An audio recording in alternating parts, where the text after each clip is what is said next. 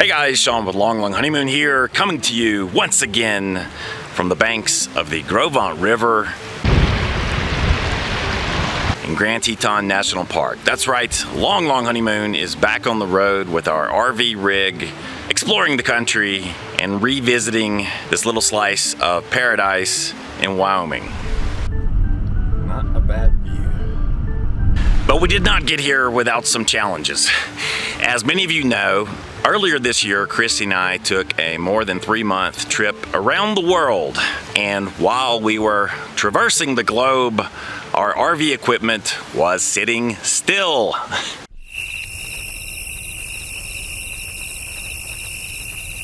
So, as we were preparing for this road trip in the United States, we discovered a few problems. A tale of 3 leaks. Chapter 1. The oil leak. First up, our truck Seymour. I'm sorry to report that Seymour boasted not only a check engine light,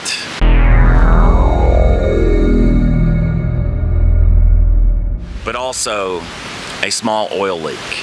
So before we left on this trip, I took the truck in to a local shop, and the garage did a thorough inspection of our truck and determined that Seymour's rear main seal has developed a very small leak.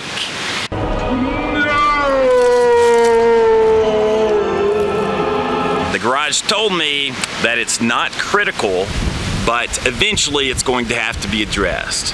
So we decided to punt on Seymour's oil leak until after this trip. However, we did have a check engine light. We ran the code on that check engine light, and it showed that we had a problem with our turbocharger, specifically that it was not producing enough boost. This was strange because we hadn't noticed any performance issue with the truck. I went to my solution in a bottle. Believe it or not, I put in a bottle of Arch Oil diesel fuel cleaner, which claims to really professionally clean the diesel fuel systems of your truck, including the turbocharger. Well, after putting that diesel fuel cleaner in the truck and running the truck, I don't know, a couple hundred miles, the check engine light went off. And we're certainly developing plenty of engine boost. And I hate to jinx things, but Seymour really performed flawlessly once we got the truck on the road. We had no issues whatsoever on the trip. You know, one other upgrade we made to our truck before this trip concerns the headlights. Previously, we've been using the same old school headlights, and this year, thanks to a suggestion from a Long Honeymoon viewer, we upgraded to LED. And I have to say, I'm blown away by this upgrade. It's one of those upgrades, once you do it, you'll wonder why you didn't do it sooner. So if you have one of these trucks and you're interested in upgrading to LED headlights and fog lights, I'll put a link in the description to the exact brand that we purchased. Your visibility will be vastly improved at night. They look better too. So this is a no-brainer upgrade. Chapter 2. The petrol leak. Of course, I am a man who owns many generators. And I have to tell you, my friends, one issue when you own more than one generator is just keeping them all running at the same time. Not always easy, because even if the generators are empty of fuel, just sitting still can be hard on a unit. And that's why most of the manufacturers recommend that you run your generator at least once a month under load for about an hour. Now, while we were traveling around the globe, this, of course, was not done. So when we got back, I was doing a little pre-flight inspection of our generator of choice, which you may have guessed is our trusty old Champion 3100 gasoline-powered unit with remote electric start.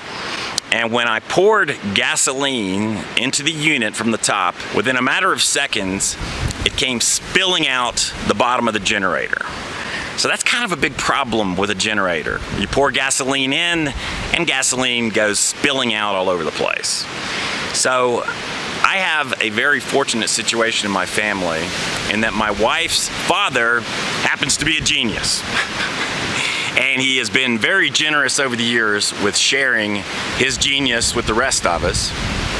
So Christy's dad, Harry, heard about our generator problem, and he said, well, if you want me to, I'll be happy to take that thing apart and take a look at it. And so we did. The filter's here, so it's coming out of the carburetor. See, it's got a little puddle right there. In fact, I'm sure this is probably the first time he'd ever disassembled a Champion generator, but we opened up the case.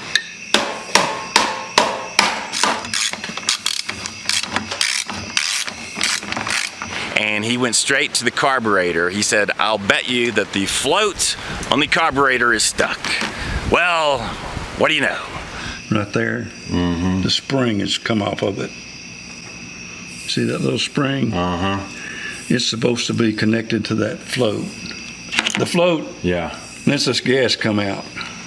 That'll run all the gas out of there, because that's where it comes straight in this little hole right here.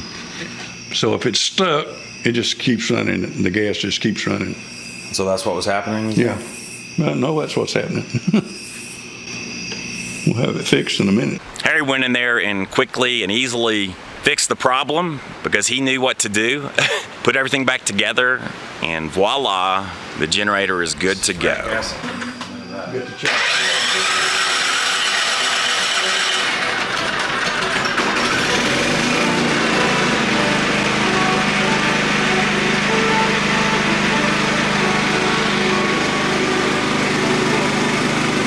And it has been running flawlessly on the trip.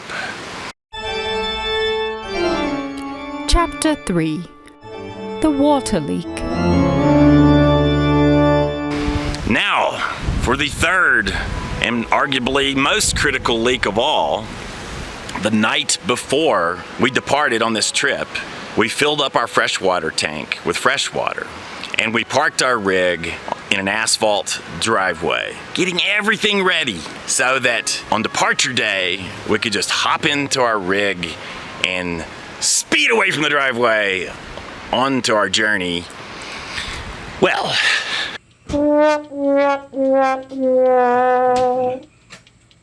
we show up the next morning, ready to go, and what do you know? There is a large pool of fresh water lying beneath our trailer.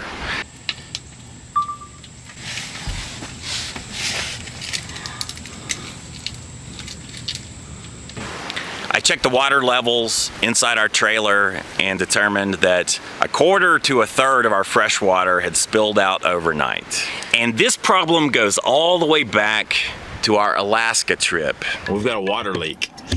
It's really not good. When we were traveling the Alaska Highway many years ago, we were in the Destruction Bay area of the Yukon Territory, and a rock from the Alaska Highway destroyed the drain valve on our freshwater tank. And at that time, all of our fresh water spilled out, and we kind of patched together a quick fix using silicone, duct tape, and bubble gum. Well, not really, but you get the idea. And believe it or not, that fix held for quite a while, but we eventually had it properly fixed with a new valve. Well, sadly, somehow, while the trailer was sitting still, I don't know if it was due to heat, due to age, all of the above, our repaired trailer valve failed and developed a pretty nasty leak. So we were losing our fresh water at a rapid pace. I mean, we literally would have gone through an entire tank of fresh water in a day or so. And you just can't RV camp that way. An RV without fresh water is kind of like a large 7,000-pound tent. So this was a showstopper, something we had to immediately fix. And once again, we called in our family genius, Harry, to whom this video really needs to be dedicated, and took off the wheel of the Airstream. And the leak is revealed.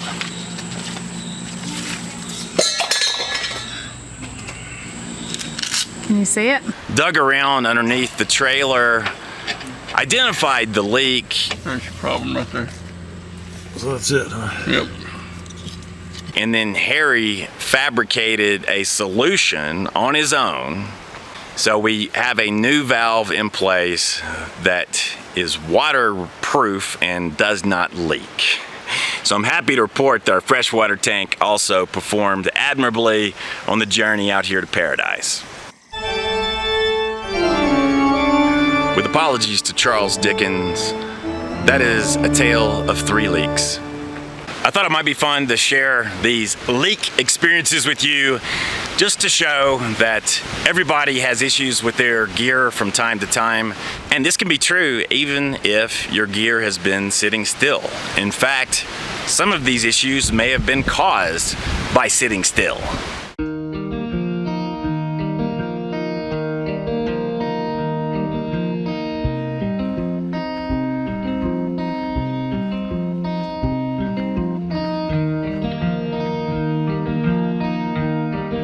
Now, what have we been doing here in the Tetons, you may ask? Well, of course, usually we are here this time of year in this area, and we always enjoy our meetups with fellow citizens of Loloho Nation. So we've met a lot of followers here in the campground and also on the hiking trails.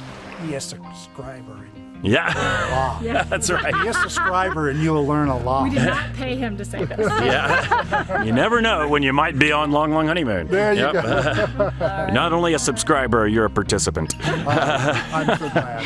And I have to tell you about one particular Loloho Nation member who really caught my eye earlier this year.